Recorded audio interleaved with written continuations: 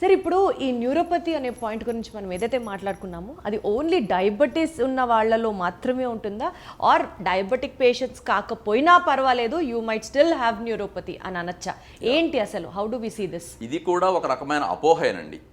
Diabetes ఉన్న వాళ్ళలో మంటలు ఎక్కువగా, తిమ్మిర్లు ఎక్కువగా, చురుకులు ఎక్కువగా ఉంటాయి, కాళ్ళు మొద్దుబారిపోయినట్లుగా ఉంటాయి, వీటన్నిటినీ కలిపి న్యూరోపతి అంటారు అనేది ఒక రకమైన సొసైటీలో కొంత ప్రివేల్ అవుతున్న విషయం అయితే నిజమే. కానీ దానికి దీనికి ఖచ్చితంగా సంబంధం లేదు. న్యూరోపతి అనేది it's a separate entity. Neuropathy అంటే నరం తన యొక్క పని తను సక్రమంగా చేయలేకపోతుంది. నరానికి ఉండే పనులు రెండు.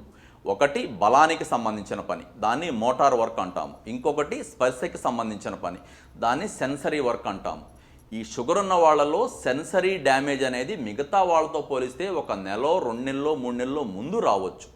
తీవ్రత అనేది ఒక 10 పైసలో పావులనో ఎక్కువ ఉండొచ్చు. అంతే తప్పితే అసలు ఎటువంటి షుగర్ ఇప్పటిదాకా లేని వాళ్ళలో కూడా న్యూరోపతితో బాధపడుతున్న వాళ్ళు కొన్ని లక్షల మంది ఉంటారు.